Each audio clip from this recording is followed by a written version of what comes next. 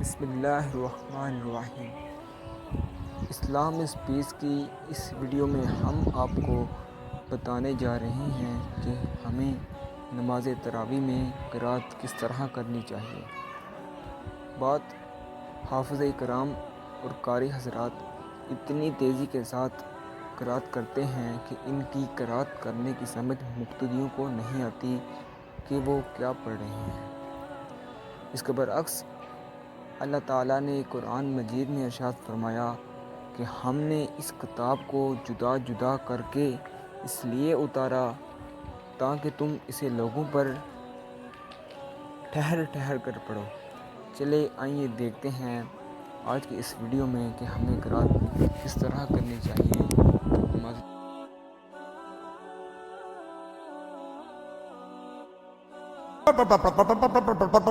اللہ اکبر اللہ اکبر اللہ اکبر۔ اس حافظ پہ بھی لعنتیں برستی ہے، پیچھے پڑھنے والے بھی اسی طرح۔ تم اس طرح رب کے ساتھ آپ مجھ سے پوچھو تو صحیح کہ کون ہو تو میں کو منظور احمد والد نے کو میں شیخ زید سے رہنے والے بلوچستان سے وہاں پر نہیں تھا منگل کو لگا آپ کو پتہ نہیں، آپ نے کبھی دیکھا، ہمارے گاؤں کو نہیں دیکھا، تو آپ کہیں گے تو آپ تو مذاق کر رہے ہیں ہم پر۔ میں نے بتا دیا کہ میں منظور احمد والد نیک محمد والد حاجی جمعہ خان، اس طرح اگر میں بولوں تو آپ کہیں گے کہ مولوی صاحب تیرا دماغ ٹھیک ہے؟ یہ کوئی طریقہ ہے بتانے کا؟ آپ سمجھ رہے ہیں نہیں سمجھ رہے؟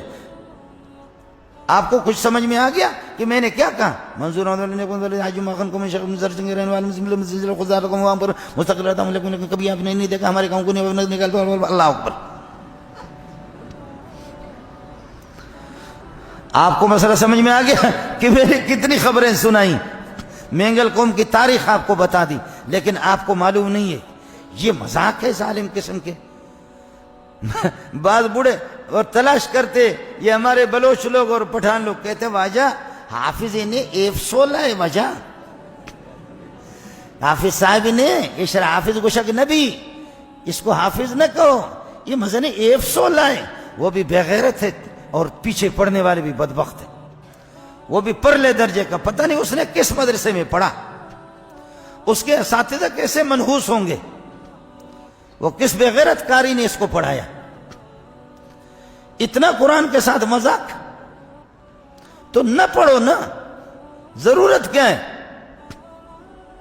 میں خود بھی نالائق ہوں، لیکن سلیم اللہ چلا گیا، سلیم اللہ چلا گیا، میں تیز پڑھتا تھا، سبحان اللہ، میں نے 30 سال نماز پڑھائی، تیز پڑھتا تھا، بلاتے تھے مجھے، کہتے ہیں کہ پڑھانا ہے انسان بن کر کے پڑھاؤ، نہیں تو دفع ہو جاؤ۔ آج سلیم اللہ نہیں رہا، آج سلیم اللہ بھی نہیں رہا جو لوگ قرآن پڑھتے تھے۔ سلیم اللہ جھومتا تھا، روتا تھا۔ آج مولانا بنوری نہیں رہا، آج وہ قرآن سننے والے لوگ نہیں رہے۔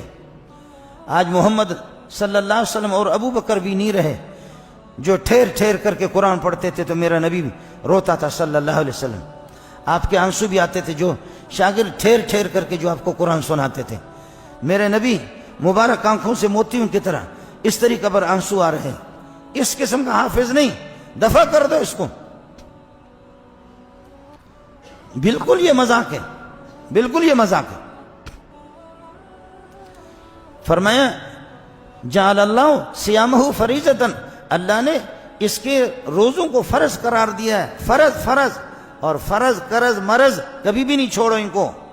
فرض چھوڑو نہیں تباہی ہو جائے گی، قرض چھوڑو نہیں تباہی ہو جائے گی، مرض کا علاج کرو ورنہ تباہی آ جائے گی۔ فرض مرض قرض یہ چھوڑنے کی چیزیں نہیں ہیں۔ وقیام لیلہ تطوعا، اور رات کی تراویحوں کو ثواب کا باعث بنا دیا، ثواب۔ ان کی بات بالکل درست ہے۔